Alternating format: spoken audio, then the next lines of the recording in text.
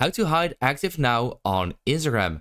Now this is a step-by-step tutorial on how to actually do this. It's actually very easy to do, but Instagram has recently changed their settings up. So this video is also with the new settings. So if you were looking for that, then this is the perfect video for you.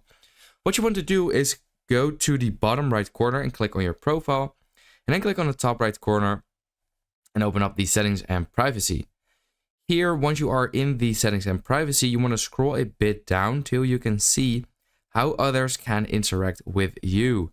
So you want to click on there and then click on messages and story replies.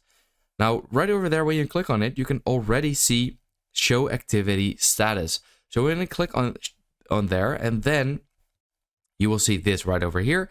You simply want to toggle this on or off. Well, you probably want to have it toggled off since you clicked on this video, but yeah, that is basically where you want to look for. I already had it turned on apparently, or off, sorry, but that's it. So I hope this video helped you out, and let me know in the comments if it did, and then I will see you next time.